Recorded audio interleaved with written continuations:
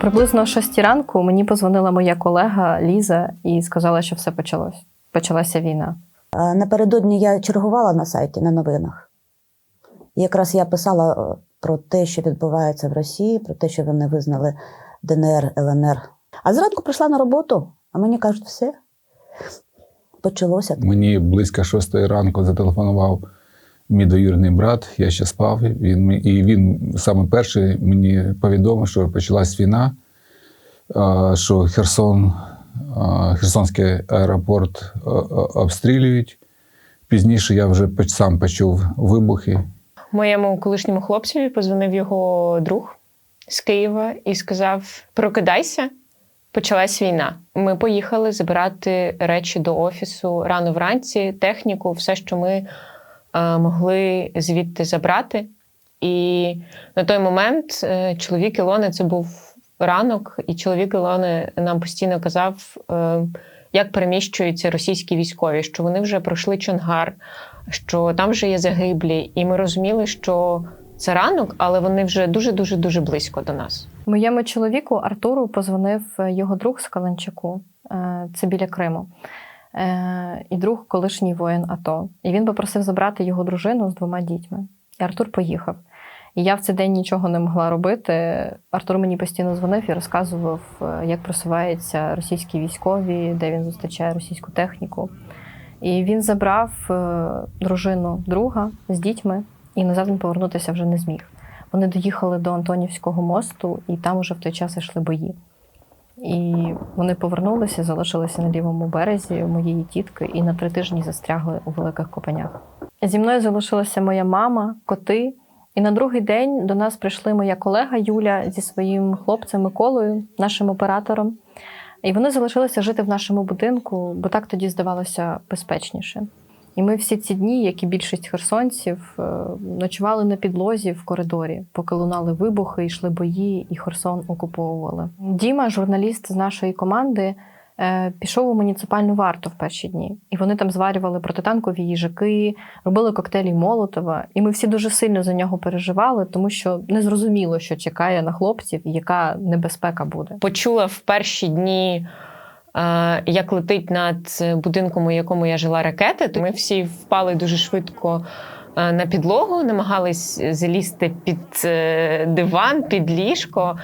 Було дуже страшно. Це один з найстрашніших моментів цієї війни. Саме звук цієї ракети, яка летить в повз твій будинок.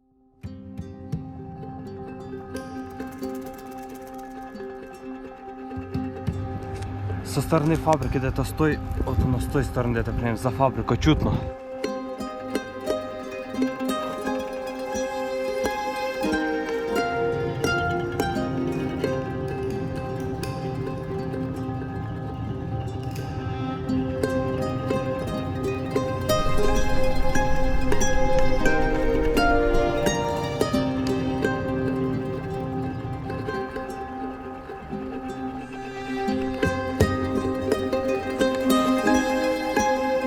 Это люди ехали с Антоновки в Херсон. Прийшло вже десь більше 100 осіб.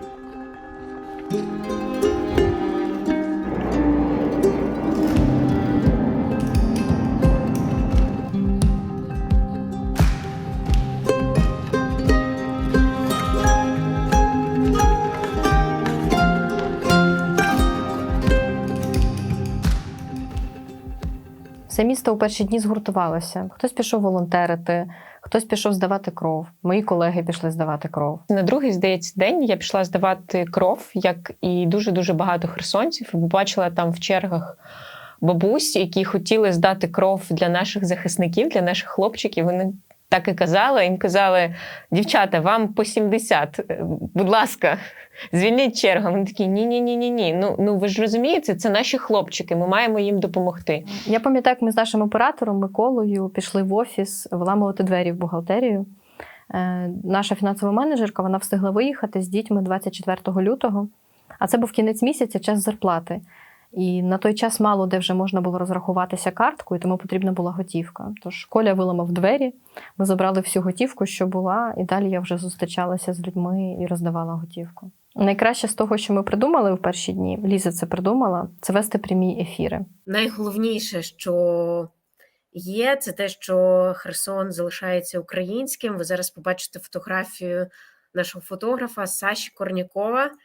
І коли ти дивишся на це фото, то однозначно ти радієш, тому що ти бачиш саме український прапор. На веб-камеру, просту, ноутбучну, я сиділа і читала новини. І це були насправді дуже страшні новини, бо це фактично це були якісь некрологи. Тобто загиблих стільки-то, там-то загинули люди.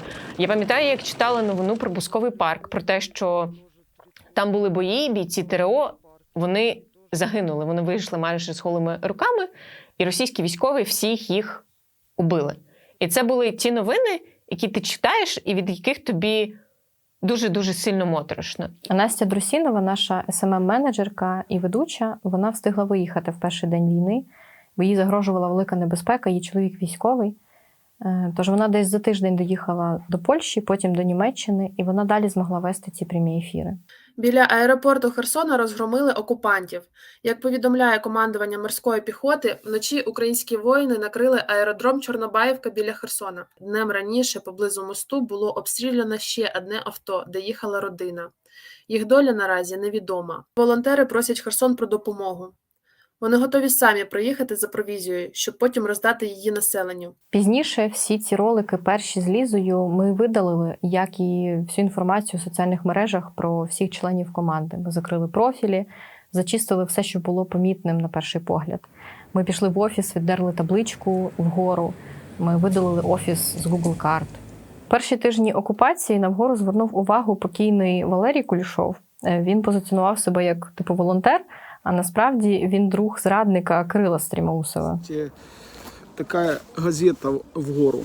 Это грантоеды, те, которым каждый месяц где-то приходило около 30 тысяч долларов на всю их движуху. Сейчас они эмигрировали в Литву, где-то там, их тут нету никого. И вот они как бы постоянно плодят вот эти фейки.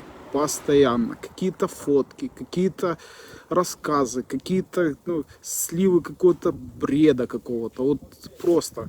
А в мирні часи ми постійно писали правду про Стрімоусова та й про Сальдо, про їх проросійську діяльність, писали заяви в СБУ. А одного разу Стрімоусов навіть напав на нашого журналіста Дмитра Багненка під час зйомок. Ми судилися з ним з цього приводу. А почему ж ты так их защищал?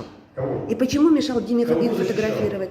Именно рабочих, которые пилили деревья. Какие деревья? Вы о чем говорите вообще? А ще раніше наш фотограф Олександр Корняков теж судився зі Стрімоусовим за напад на журналістів у прес-центрі «Новий день».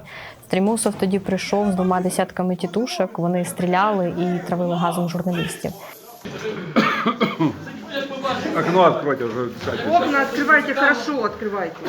Я большая, что буду стрелять, по журналисту.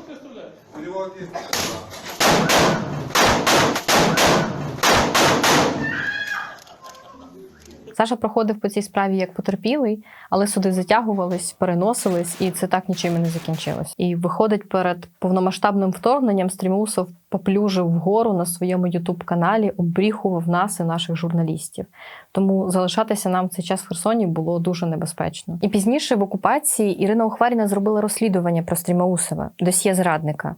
І наші журналісти зробили цілий цикл таких матеріалів про колаборантів, які займали керівні посади в окупаційних адміністраціях Херсона та області.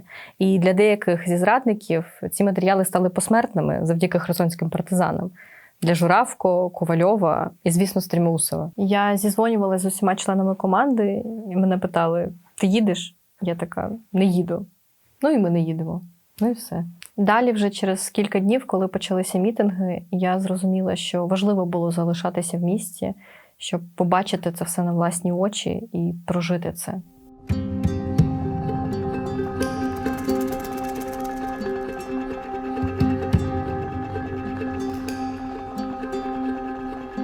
В Херсоні не стало мобільного українського зв'язку і інтернету 4 березня на кілька годин. І тільки потім ми зрозуміли, чому так, коли побачили у Фейсбуці відео режисера театрального херсонського Сергія Павлюка, на якому він закликав виходити людей 5 березня на мітинг. Ще раз доброго здоров'я, слава Україні. Ми біля Білого дому привезли блядську гуманітарку, зараз десь її увозять. Так? Тобто зараз виробили зв'язок, щоб ви не хвилювалися, в нас інтернету немає, в Херсоні все добре, Херсон – це Україна. Завтра по можливості передайте, що збираємося тут о 10-й годині і продовжуємо розмовляти з тими козлами і казати, що «Слава Україні! Героям слава!» Ну, отак. Це був заклик у соцмережах. Росіяни вже там, мабуть, 3-4 березня вже почали відразу завозити і роздавати гуманітарку, підкуповувати населення. І херсонцям це не подобалося.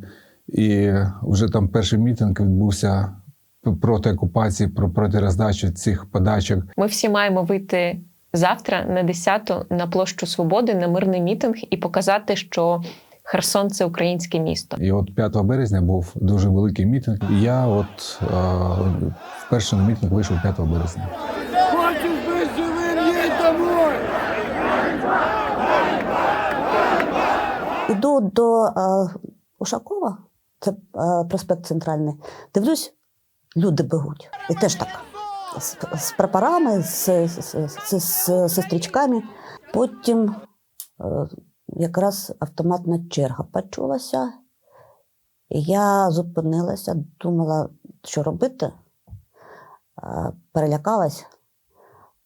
Думала, що зараз люди будуть бігти з мітингу, і я не встигну на нього потрапити. А тут бачу, всі навпаки на площу бегуть. І це було неймовірно. Я за ними теж. І це було таке неймовірне відчуття. Я люблю херсонців. А тоді закохалася на все життя. Я знімав відео проходу колони, то десь щонайменше 15 хвилин мене вже рука не тримала, я вже виключив запис, тому що дійсно люди були дуже нескінченний поток.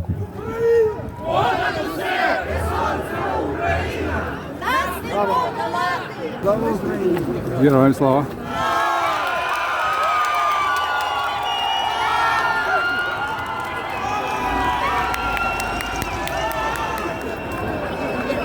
Слава Україні! Нам нужен мир без Росії!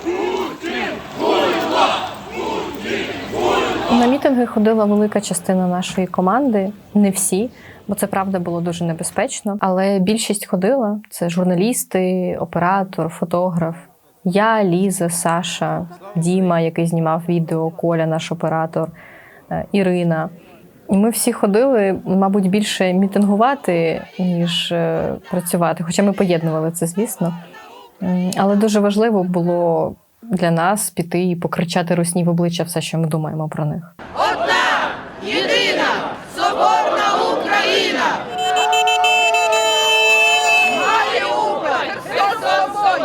Херсон – тимчасово окуповане місто, і сьогодні вже третій день, коли люди виходять на площу для того, щоб висловити свою думку з приводу того, чи чекали вони тут російських окупантів чи ні, і очевидно, що ні.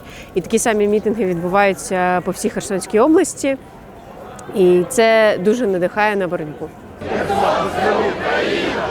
Українським воїнам! Слава, слава, слава! Это же круто! Мы сами высказываем свое мнение. Украина! Понад усе! Домой, пока живой! Снимайте, мы не боимся.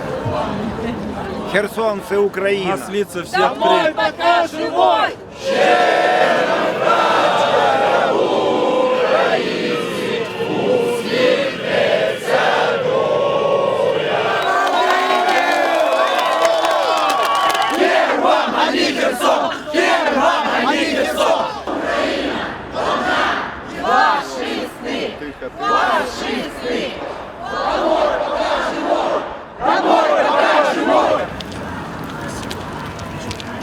Русский корабль! Идем! Слава Україні! Україна! Понад усе! Я за всіх дуже переживала на мітингах. Але якщо зараз говорити, то, мабуть, найбільше за всіх за Олександра Корнякова. Він, мабуть, найвпізнаваніший з нас. Половина міста знає, хто такий Олександр Корняков. І він знімав все на фотокамеру. Він впритул підходив до російських військових і всіх їх знімав. Це він вже пізніше взяв телефон і почав знімати на телефон. А всі перші фотографії з мітингів, вони зроблені на фотокамеру.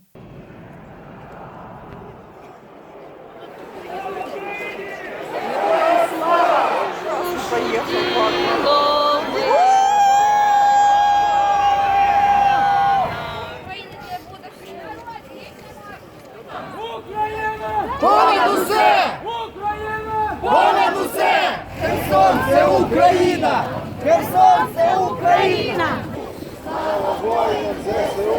Одна, єдина, соборна Україна! Херсон – це Україна! Херсон – це Україна! Росіяни були дуже налякані, вони не очікували. Вони їхали і їм казали, що тут місто буде зустрічатися з квітами, а тут кілька тисяч людей вийшло, і дуже жорсткі були викрики, вигуки. Домой пока живой! Домой пока живой! Давай-ка, уйобывай отсюда! Слава воинам ЗСУ! Слава воинам ЗСУ! Оккупанты! Оккупанты! Русский значит нищий! Положи оружие! Получи пизды! Я думаю, що вони дуже були перелякані. По їх обличчях було видно, що їм також дуже страшно. Дуже близько, прям обличчя в обличчя, я побачила російських військових. 13 березня ми йшли колоною по вулиці Перекопській, повз танки і БТРи росіян, які стріляли в повітря. І якраз ми йшли з Ілоною і почули перші постріли в повітря.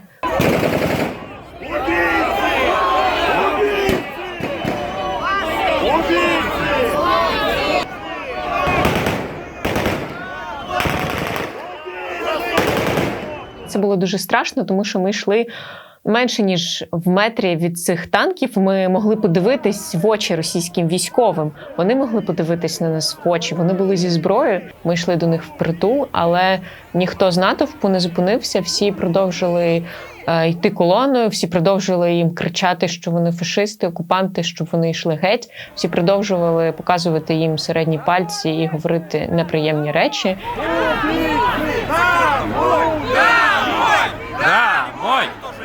Домой! Домой їжджай, стріляй! Я пам'ятаю, що ми дуже переживали завжди за Колю і Сашу, тому що Коля і Саша, там, де натовп, там, де щось відбувається, там Коля і Саша. Я пам'ятаю, як я кажу Колі, Коля, але ти ж пам'ятаєш, що ми маємо бути непомітними. І він одягнув свою яскраво-жовту куртку, виліз на стовба і почав знімати російських військових і людей, які прийшли на мітинг.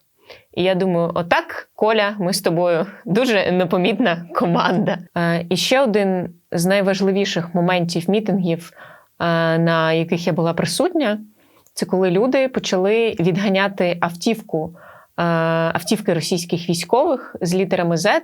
І в той момент нам всім здалось, що це якась провокація. І ми з Ілоною залишились стояти на місці, залишились стояти біля кінотеатру «Україна», а Коля і Саша, вони побігли це знімати. І ці моменти є на відео, як люди натовпом просто змушують російську автівку розвернутись.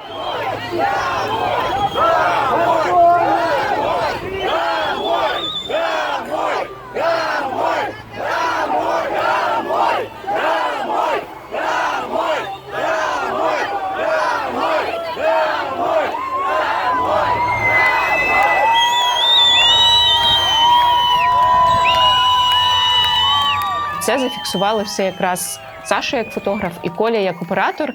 Їм, мені здається, не було страшно в цей момент. Їм здавалося, що відбувається щось цікаве, і вони там зараз мають бути. А ми з Ілоною просто за цим спостерігали і сильно переживали, щоб не сталася ніяка провокація. Провокація сталася пізніше.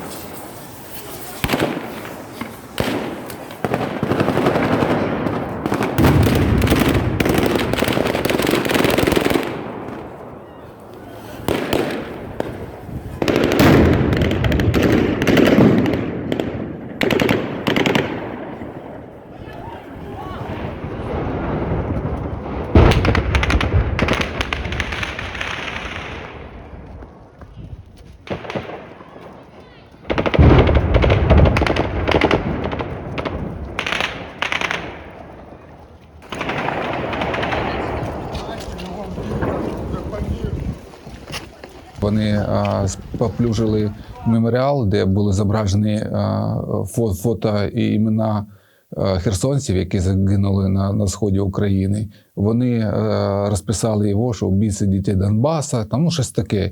І люди, коли зранку прийшли, вони не могли це стерпіти, і, звичайно, почали витирати ці надписи. І вони пішли в такий наступ, почали стріляти вгору, почали стріляти шумовими гранатами, сльозогінними гранатами. Дишати було неможливо, звичайно, люди розійшлися і зійшлися. І в цей день була пролита саме перша кров на Майдані. Це кров літньої людини, це чоловік, здається, пенсійного віку, який просто чи не встиг, чи, можливо, навмисно йому стріляли. Мені здається, що з нього була поранена нога.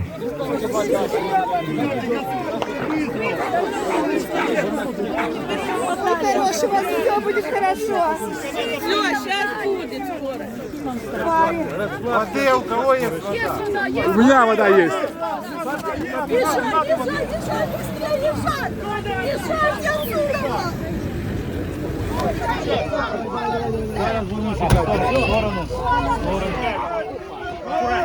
Пидоры ебали, блядь! Кто знает, дай группа слова. Знакомые родственники есть кто?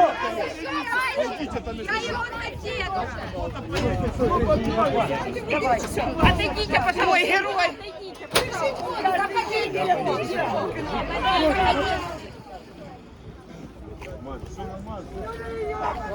Я с самого начала не видел, но услышал выстрелы автоматные, пулеметные, взрыв-пакеты. Смотрю,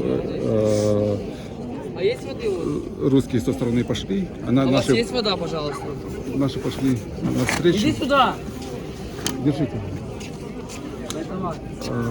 Мы пошли к ним навстречу, но я, честно говоря, не видел этого момента, как раз отвлекся. Дымовую кинул им нахуй назад. Да. И как бы, дымовую кинул им обратно. Что с рукой? Обжегся дымовкой. Когда они бросились туда, я им обратно кинул туда.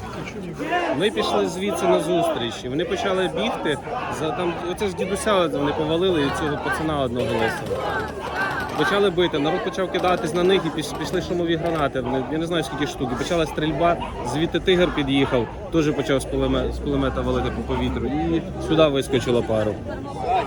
Я увидел, что человека одного ранили в ногу, и его сейчас забрала скорая. А ты где был, когда началось? Я был вот с этой стороны. Дяде Вите ногу прострелили, говорю, тете Оле, скажи, пойди. И пускай они Денису позвонят, я его не могу найти. Херсон, це Україна! Героям слава! Не подолати! Разом нас багато! Нас не подолати! Разом нас багато! Нас не подолати! Люди вернулись. Люди вернулись. Пізніше Саша нам розказав, що він дізнався, що чоловік, якого поранили російські військові на мітингу, що йому ампутували ногу. Наступного дня знову таким самим чином розігнали, коли люди тільки починали збиратися. До речі, росіяни перед цим стали гучномовити свій на одній з автівок, автозаків, почали розповідати, що збір громадян під час військового стану українським законодавством заборонений, просимо вас розійтися. Да? Це вже було комічно. Включали якісь там радянські дитячі пісні в такому чині, але скажімо так, через деякий час вони знову почали стріляти, знову шумові гранати, знову сльозогінний газ. Это сейчас газ будет. Суки! Суки! Героям слава!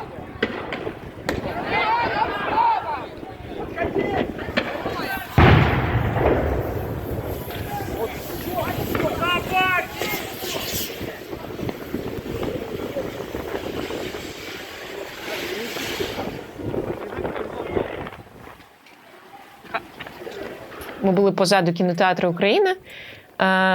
Як ми почули вибухи, ми зрозуміли, що російські військові, вони стріляють якимись газовими гранатами, люди біжать, ми розуміємо, що десь там в центрі Корняков, тому що, очевидно, він завжди в центрі, і ми починаємо бігти. Я залишилась позаду всіх, тому що я погано бігаю. А Ілона виявилась, в неї прекрасні навички бігати від російських військових. Я пам'ятаю, що ми десь побігли, тоді сховались на якійсь іншій вулиці. Коли дим розвіявся, ми повернулися назад на площу, і люди теж почали повертатися. Не так багато, але повернулися. І це, здається, тоді була ситуація, коли під'їхав бусик на площу і почали вигружатися російські військові. І ми тоді побігли, куди очі бачать, тому що тоді просто могли схопити всіх нас. І після того, як розігнали мітинг на площі Свободи, стало зрозуміло, що там не можна збиратись, і кілька разів люди виходили в інших місцях, і одне з таких місць це був проспект Текстильників, там, де Шевченко. Там був невеликий мітинг, і Ілона заборонила вже всім туди ходити, але мені здалось, я схожу, чого мені вже. І я пам'ятаю, що мітинг дуже швидко пройшов, люди зафіксували те, що вони прийшли, були зроблені фото, відео, всі покричали, поспівали українські пісні і пішли пити каву на вулицю, яка називається 40 років жовтня, біля магазину. Всі стояли з кавою, купа людей з мітингу, і ми бачимо, як проїжджає колона російських військових на БТРах, і ми такі розуміємо, напевно, це за нами.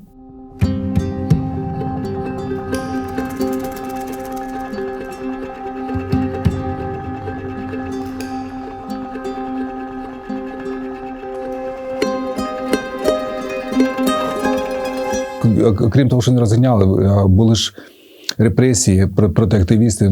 Вони шукали, приїжджали додому, хапали просто на вулицях людей, у яких бачили символику, або якісь були наводки у них там. Вони ж теж оператори там працювали, знімали, я бачив, як вони знімали. Потім, мабуть, ідентифікували цих людей і просто хапали на вулицях. Я сам очікував, що не сьогодні, може завтра чи вночі приїдуть, бо приходилося працювати, і, скажімо так, робота репортера, вона дуже помітна для всіх, хто навколо. І тому я бачив, що росіяни також мене знімали і робили проводки, і я очікував, що за мною можуть в будь-який момент прийти і так же само заарештувати, як і другі. Тепер почало здаватися, що вони потрохи закручують гайки і закручують їх дуже міцно. І це той момент, коли ти розумієш, що, напевно, треба буде їхати, треба буде щось міняти, тому що вони прийдуть за тобою обов'язково, якщо ти не поїдеш. Моїй близькій людині зламали двері в квартиру. Як зламали? Їх просто винесли. І провели там обшук. І я зрозуміла, що наступною може бути я, може бути хтось інший з моєї родини через те, чим я займаюсь, можуть бути мої колеги. І в мене був шанс поїхати з моєю родиною. І тоді мені здалося, що я зможу бути корисною, знаходячись поза Херсоном. І ми тоді всі дуже злились, ті, хто виїхали, на тих, хто залишився. І вони це знають, тому що ти дуже переживаєш за людей, які залишаються в окупації і працюють журналістами. Тому що зрозуміло, що їх викрадають, журналістів я маю на увазі, всіх медійників. Люди сидять в полоні, людей катують, а там сидить команда, яка працює на новинному сайті, робить відео, і вони такі, там в нас все нормально. І там стабільно, раз на кілька тижнів, можливо, частіше, з ними пропадав зв'язок, і ти постійно про них думаєш. І є моя улюблена історія про полунички, коли вони просто розказують нам, що ми вирішили піти на центральний ринок, поїсти, ми хотіли полуницю, купити полуниці, сезон. Я живу в районі центрального ринку, і був обід, ми вирішили з колегами піти на ринок і купити полуниці. Обід, хочеться чогось смачненького. І ми щось не дотрималися нашого протоколу, ми не написали в чат, що куди ми пішли. Ми вийшли на кілька хвилин, зараз повернемося. Ми повертаємося за півгодини, а там така паніка в чаті, що все, їх схопили, накрили, вирубили знову зв'язок.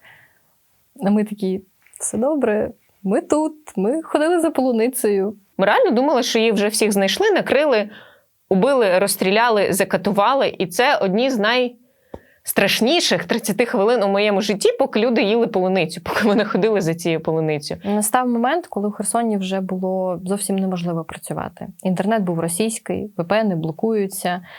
І першою виїхала Ліза з родиною десь у середині квітня. І далі виїхала шеф-редакторка вгору Алла Миколаївна Тютюнник і головний редактор Леонід Васильович Бондарчук.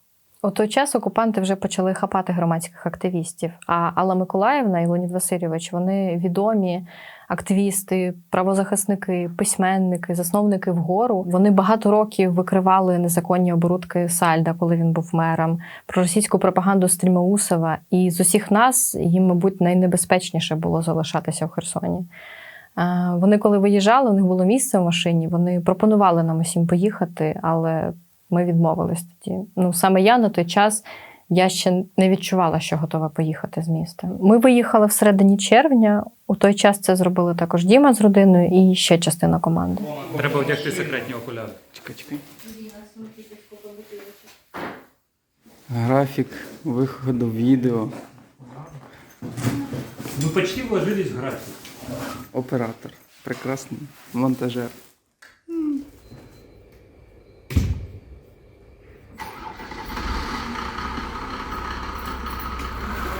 А тут була табличка вгору.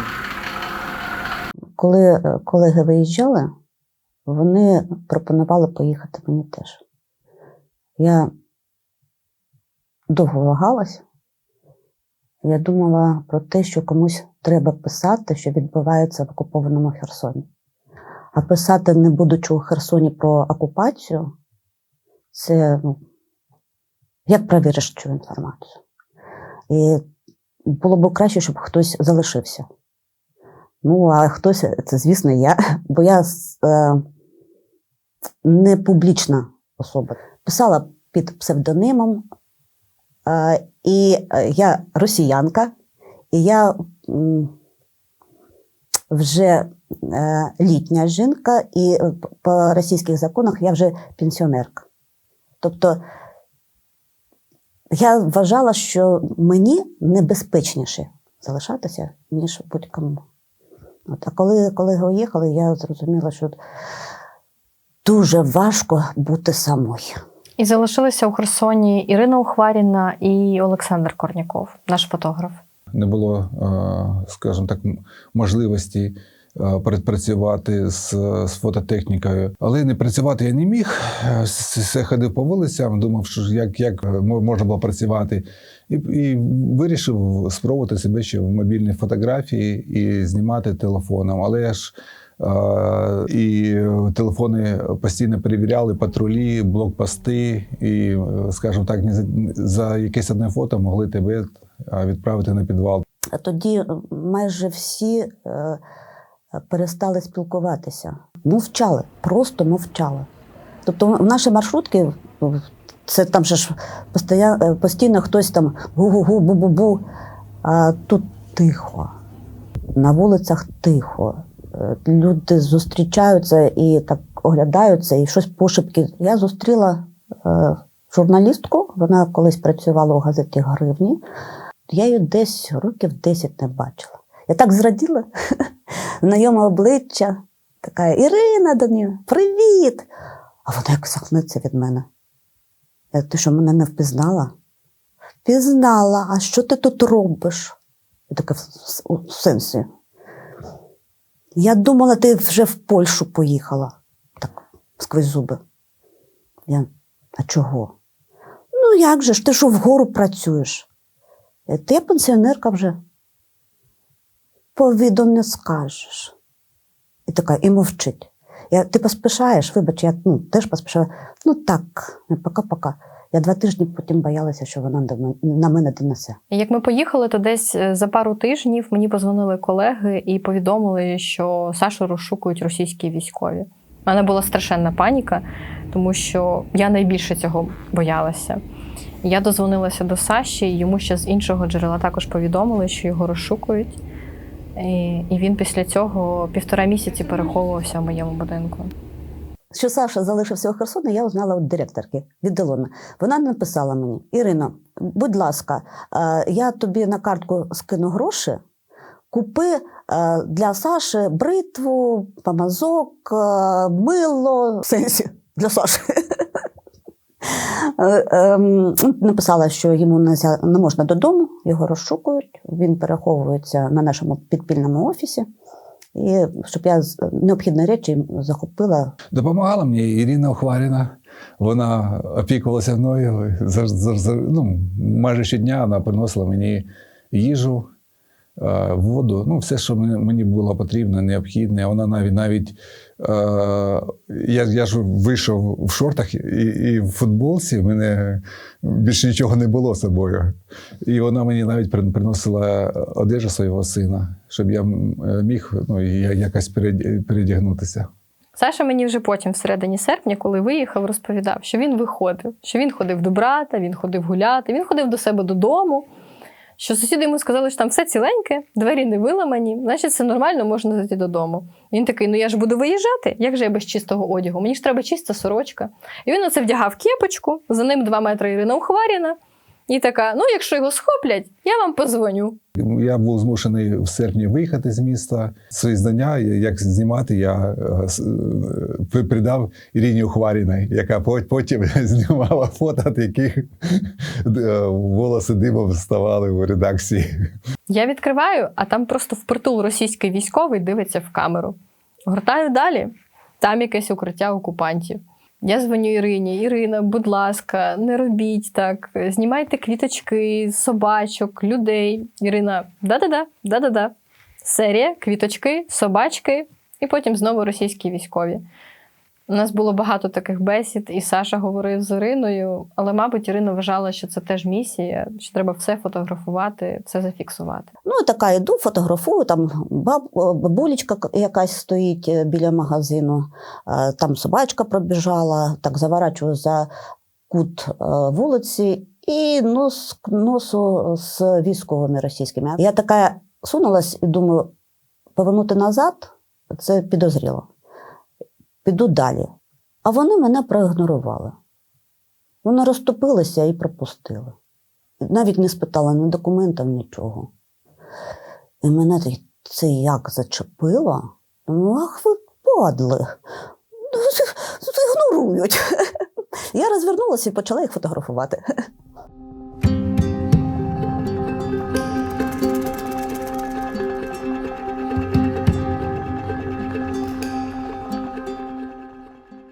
Десь, скажімо, уйшов деякий час на пристосування до життя. І, скажімо, коли я вже відчув, що я можу працювати, я став їздити в Херсонському напрямку, знімати роботу наших військових, які звільняли Херсон.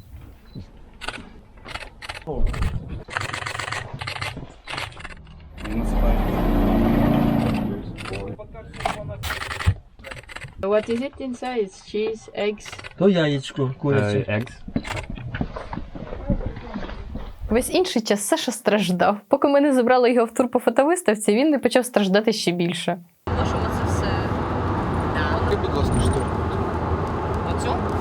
Отак? Ці фотографії ви могли бачити в різних медіа. Приходилося пояснювати, що я фотограф, що я за весь час протестів зміг зібрати лише близько 400 фотографій.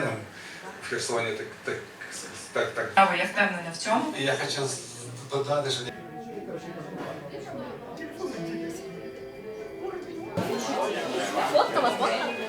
А Саші хотілося у Херсон заходити з ЗСУ і знімати, як звільняють місто.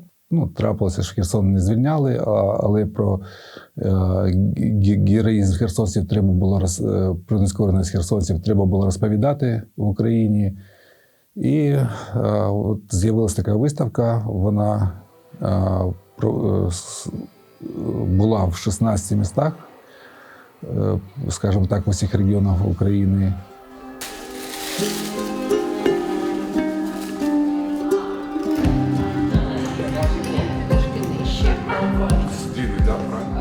Нижче.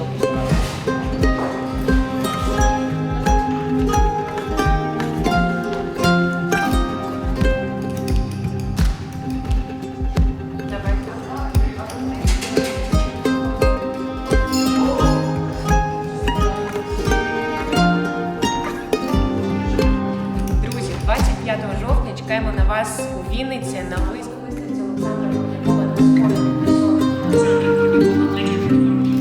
До зустрічі. Через Росію проїхали ми 2 дні.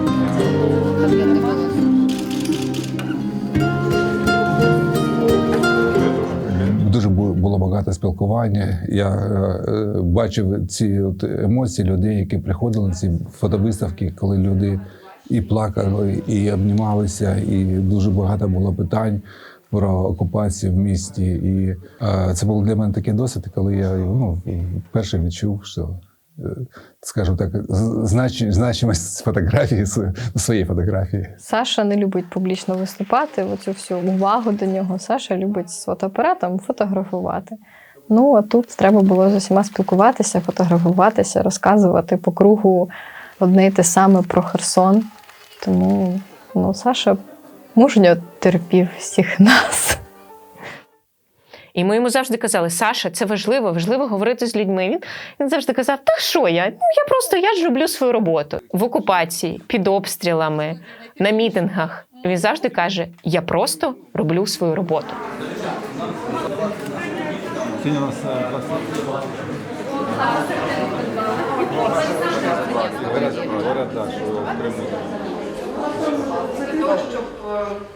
Не знаю, ми разом. Да, спасибо, Саша, за высадку. Знаете, как мороз по коже, как будто ты реально окунулся в атмосферу марта месяца в городе. Коли там вже напередодні звільнення, треба було їхати в Луцьк, але я розумію, що зараз будуть такі події, і я кажу: їжджайте без мене. І мені треба Херсон. І в якийсь момент Саша дійсно сказав, що я перепрошую, в мене тут звільнили Херсон, ви там якось самі. 8 листопада там дуже потужно наші наступали, дуже потужно крили росіян. Я бачу, там і авіації, і, здається, і хаймерси, там, і піхота йшла в атаку. Там дуже було потужно, там танків куча. А 9-го зранку приїжджаю з пресофіцером на позиції, і військові кажуть: їх немає. Кажу, на позиціях на їхніх. І стали сусідні підрозділи дзвонити, у них така сама картина, і стало вже зрозуміло, що росіяни втекли. 10-го чутки пішли ще, що наші ось. Але ми у той день з чоловіком скуплялися на ринку і бачили ще військових російських, і навіть бачили їх автівки з абхазькими номерами. Вже казали, що наші зайшли, але була дуже велика вирогідність того, що це провокація від росіян. Бо вони могли таке влаштувати, щоб виявити проукраїнсько настроєних людей. Бо от останні дні вони дуже тиснули. Я до останнього казала, що не повірю, поки не побачу прапор на площі Свободи. Я не вірила, що наші заходять. І тут ми бачимо відео, де самі херсонці вішають прапор. Мені здається, ми в той день нічого не могли робити. Ми весь день плакали, сміялися. Мені було дуже шкода, що ми не можемо поїхати прямо зараз у Херсон і бути разом з усіма і радіти звільненню.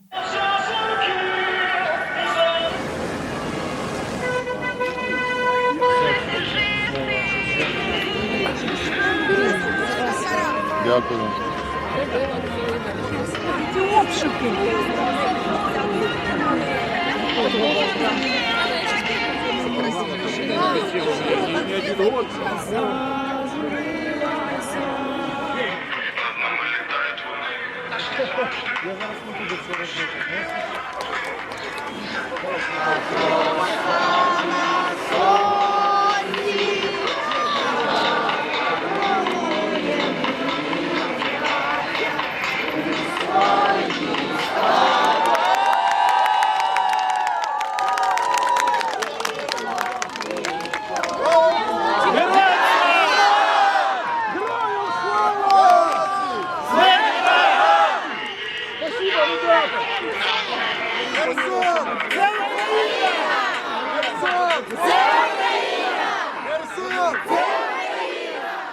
Сусіди сказали, що так, наші вже у місті, вже там на площі Свободи їх сьогодні зустрічали. І зранку Ми пішли на площу Свободи 12-го. На площу Свободи 12-го. І йдемо з чоловіком, і дуже багато людей. От де вони ховалися, я не знаю. Вважалося, що місто взагалі мертве. Тобто люди тільки на ринках були і все. На вулицях нікого не бачили. А тут, як мурашки. Там автівки всі з прапорами з нашими, народ з прапорами з нашими. Підходимо до площі Свободи, а там щось неймовірне. Ну, наших хлопців і дівчат ледь не на руках носили. Обіймалися, цілувалися, автографи просили. І потім чую, дівчата, давай, кричать позаду мене, а я щось там піднімаю голову вверх і бачу, хтось лізе на шпиль на кінотеатр «Україна» і тягне за собою прапор. І давай. Я одразу почала знімати і згадала Сашу Корнікову. Він мріяв, коли наші зайдуть у місто, зайти разом із ними і засняти, як піднімають прапор на площі Свободи. А його не було, а я знімала. В Херсон я потрапив 14 листопада, потрапив завдяки прес-туру, який організовувався до Херсону для преси. Була така щира радість херсонців. Це був вже там 3-4 день звільнення міста. І от херсонці виходили на площі, все місто було в прапорах, люди ходили з прапорами, зі стрічками, діти гралися в блокпости, маркували себе як українське військо, там жовтими стрічками. І коли там мені прес-офіцер каже, збирай всіх, каже, все, збираємося, їдемо. Я кажу, додому, кажу, їду. А я говорю, я вже вдома, я з Херсона, я залишився вдома в Херсоні.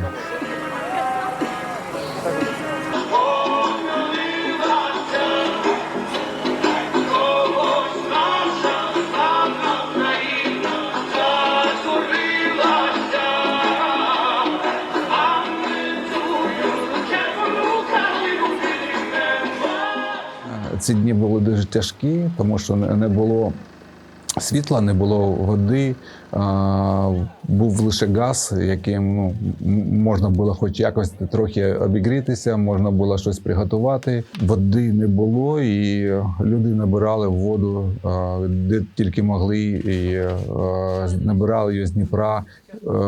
Був дощ, такий великий дощ, і на ранок зібралася велика калюжа біля будинку. Я виходжу, люди черпають воду. І я таки розумію, що це вода і мені потрібна. Незважаючи на те, що я там трапився, я був змушений піднятися і кілька ведер собі води набрати, а води не було ніякої. Для пиття там якось ще був запас до того, я виїжджав там пару баклашок, але для побутових не було зовсім.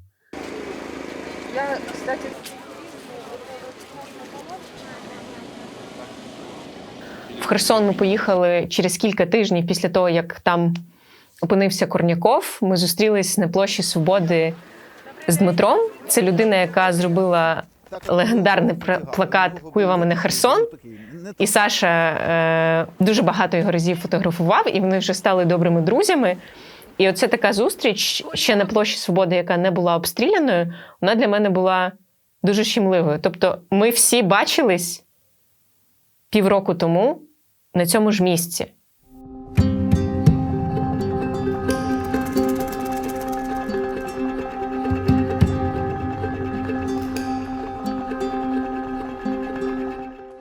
Мне нужна будет твоя помощь. Дверь приклеилась, ее тяжело открывать. Зараз спробуем. О, открыла. Фух. Видишь? Увага! Мій графік на січень і лютий.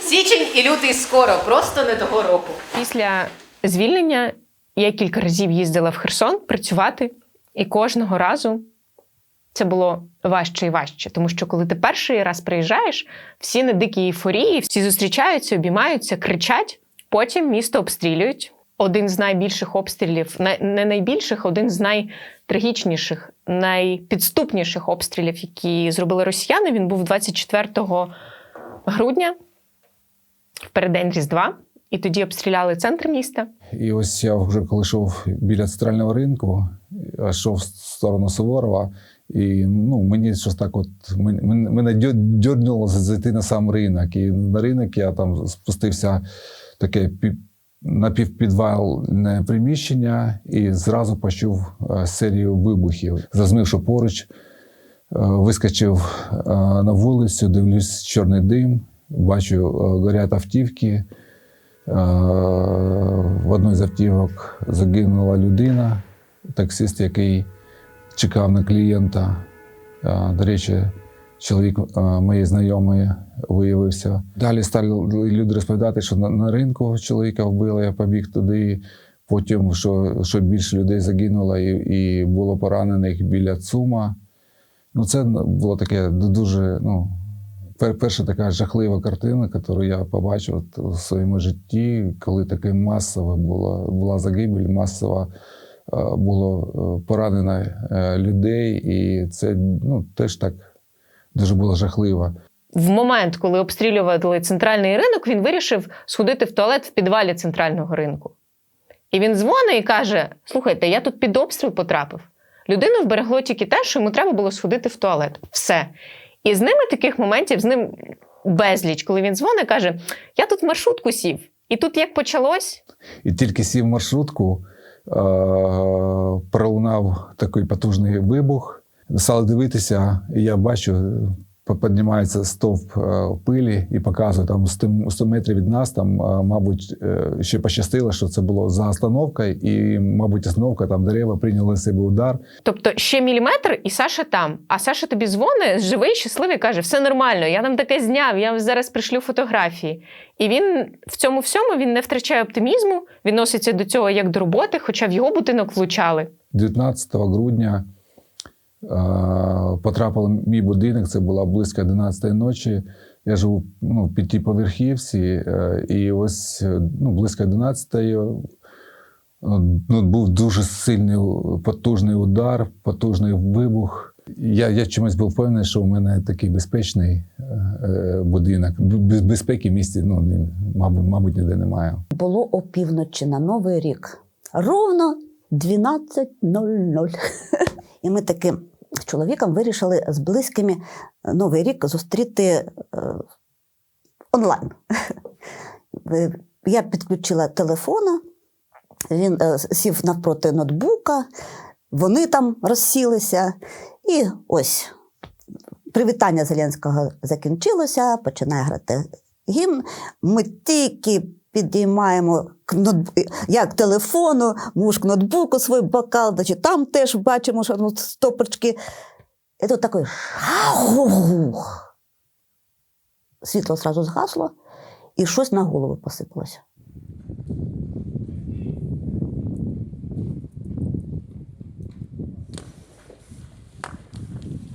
Херсон обстрілюють майже щодня, іноді кілька разів на добу. Цілять по скупченнях людей на зупинках, біля магазинів, пунктах гуманітарної допомоги. Цілять у житлові будинки, школи, лікарні. Це все воєнний злочин. Це грубе, свідоме порушення гуманітарного права, законів війни. Все це фіксуємо разом з юристом нашої організації, адвокатом Олександром Даниловим, і передаємо правозахисним організаціям для міжнародних судів. Більшу частину міста обстрілюють саме з лівого боку Дніпра. Але мікрорайон Острів обстрілюють з двох сторін. З лівого боку Дніпра і з сусіднього острова Потьомкінського, такою буквою Г. І шлях від гідропарку до Нафтогавані, він дуже небезпечний, бо там дуже багато людей вже загинуло. І взагалі на всій території дуже небезпечно. Ми коли туди їхали з Олександром Даниловим, то думали, що майже всі люди евакуювалися, що там, може, нікого вже не залишилося з місцевих жителів. І перше враження було таке: ми заїжджаємо на острів, дорога пуста, вулиці пусті, але потім зайшли між багатоповерхівками у дворик і дуже здивувалися. Там людей багато. Хтось ходить просто так туди-сюди, хтось там спілкується, щось обговорює, хтось на лавочках відпочиває, собачок вигулюють.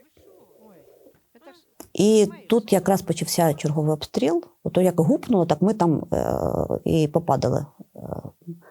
А вони нам махають, гукають: ідіть сюди, сюди, сюди. Сюди не прилетіть, ви там не сидіть, ідіть сюди. Ну, ми до них.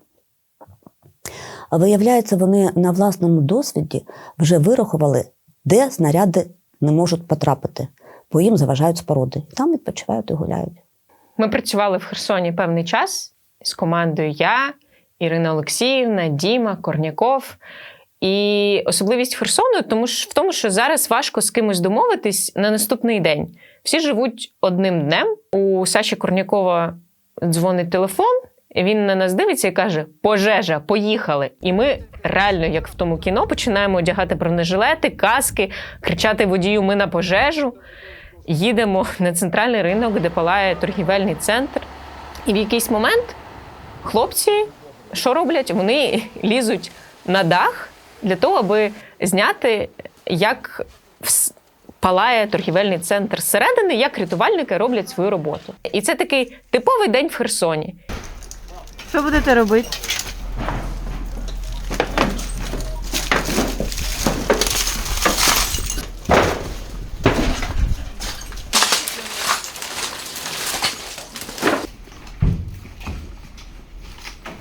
Олександр Корняков лізе знімати пожежу.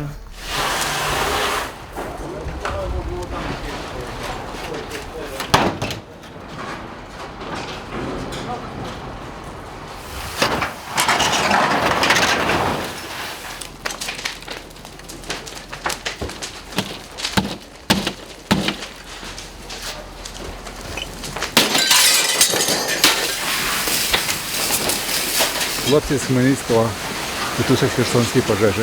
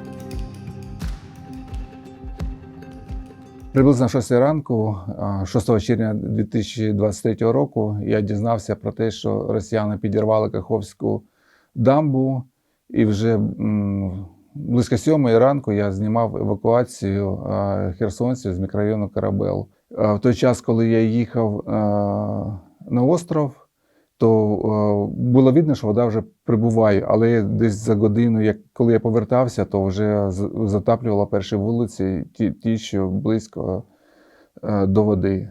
7 червня приїхали мої колеги, Таня, Ліза, Ілона, і вже з ними знімали з човна на Шумінському, в річпорту, на острові.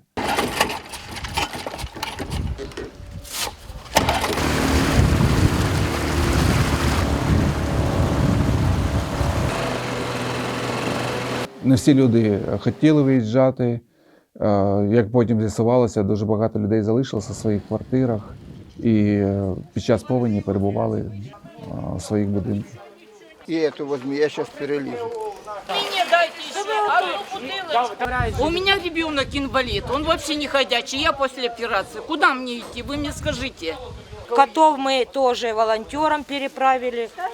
Тут еще 2 кота кормлю, или 3. Все. А там 9 собак еще, они дикие, в руки не идут. І рибу зараз поїдемо. І зараз рибу будемо ловити і купатися будемо. Нормально, бо евакуація ми не хочемо. Ми краще вдома будемо сидіти. Ми на зло, ми ж херсонці. Ми дружні, Нас любі побідить всі. нельзя. Ось бачите, які ми. Да, нельзя Які ми нас красиві всі, можете виставляти. Саме страшне для нас була по телеграму, по окупація. ютубу, да? А зараз ми вже не боїмося цього всього. 7 вже червня затопило кілька районів Херсона. Це Корабел, Нафтогавань, Шуменський, поселок Геологів, Камишани, Річпорт, Сухарка. Вода стояла десь до першого і навіть до другого поверху доходила.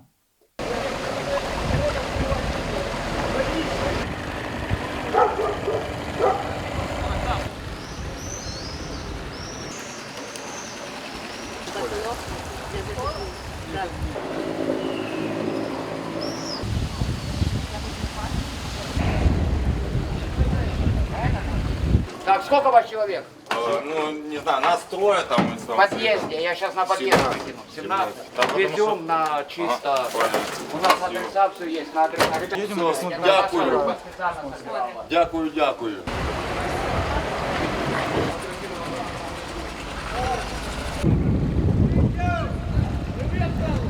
Пять человек, еще бутылку баклагу и хватит. Баклагу. Вот Вы мне котику корм обещали. мы с товаром приедем, оставим. Оставьте себе.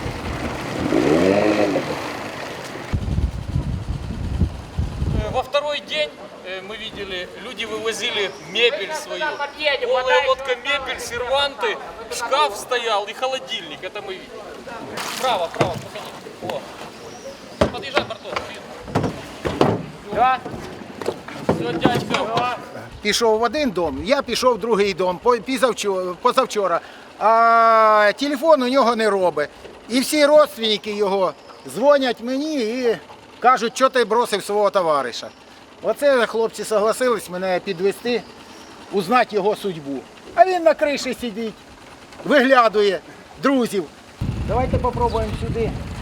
Олександр Вікторович, сказали твої сестри, сволочь ти неймовірна, тільки о собі думаєш. Ми не зламні. Нас бомбили, нас топили, нас морозили, нас без світла держали, а ми стойкі. Слава Україні! Героям слава! Приїжджали.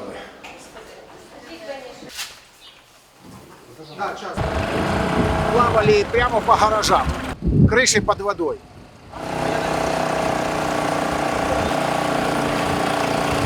Підплила лодка, дівчинка і мальчик, Міша.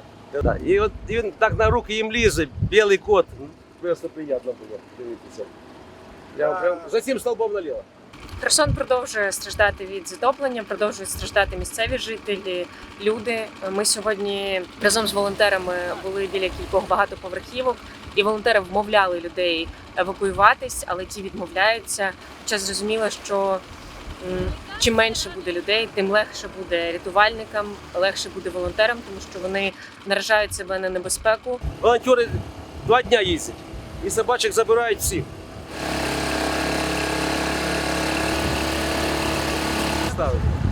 А оце ж прямо на кошу. Вперед.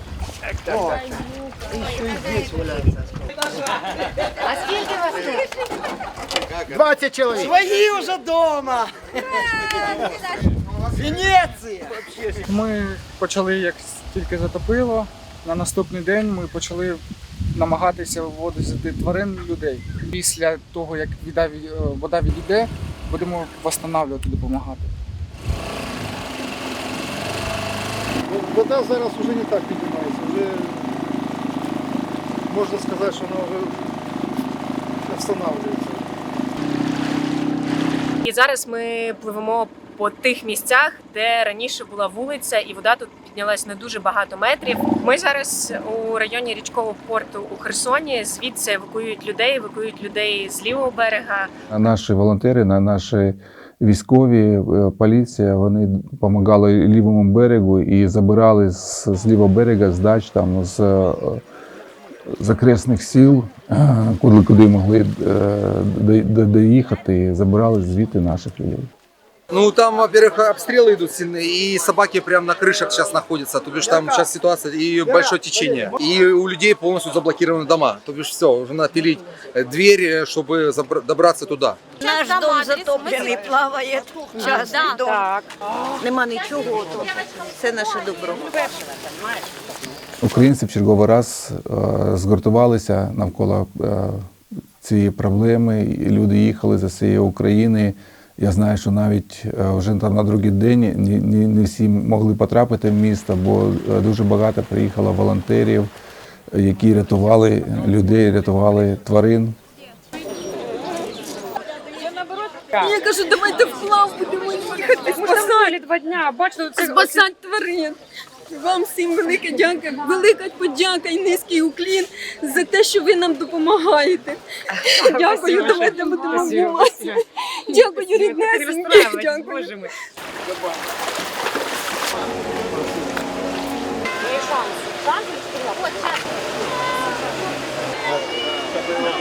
Я був дуже вражений, тому що побачив, як українці в черговий раз прийшли на допомогу один одному. І дуже багато було, окрім допомоги на воді, було дуже багато допомоги з матеріалами, продуктами. Люди, які потрапляли в складні ситуації, будинки, які були затоплені, вони отримували першочергово те, що в цей час їм було, мабуть, найбільше потрібно. Волонтери,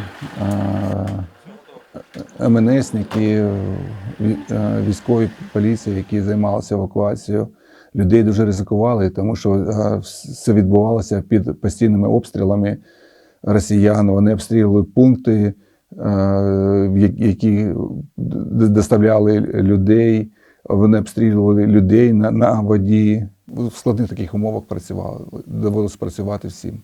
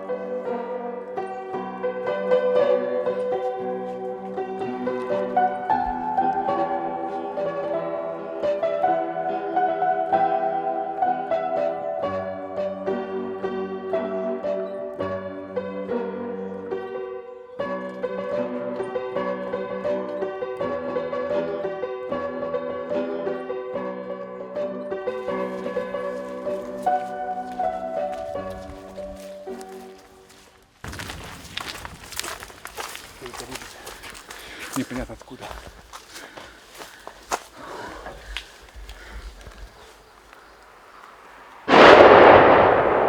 Блин, вовремя ушли.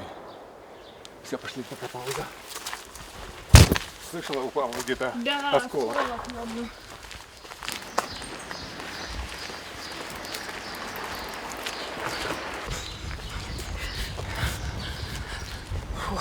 У Херсоні зараз дуже важко. Ти не відчуваєш себе в безпеці абсолютно ніде у місті. Це постійні обстріли, руйнування, смерть. І люди, які підтримують місто живим, це справжні герої. Це волонтери, комунальники, водії маршруток, продавці в магазинах. Вони всі щодня доводять нам, що Херсон – це місто незламних людей.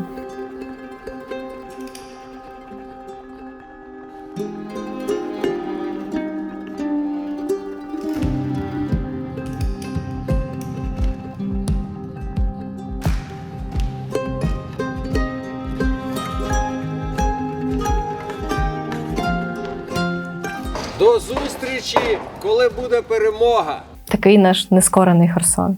Це все закінчиться, так само, як закінчилась колись окупація. Закінчаться ці обстріли, Україна переможе, ми будемо мати можливість відбудувати своє місто, але ми ніколи не маємо забути те, що зробили російські військові з нашим містом. І ось про це робота кожного з нас. Це про те, аби ніхто ніколи не забув, скільки горя, нещасть, смертей і руйнувань моїй країні і моєму місту принесли окупанти. Ми всі стали дорослішими, сміливішими. І мені здається, цей досвід, який ми отримали, зробив нас всіх сильнішими. І, мабуть, немає таких випробувань у цьому житті, з якими ми б не впоралися. Я люблю Херсон, я люблю херсонців і вважаю їх героями.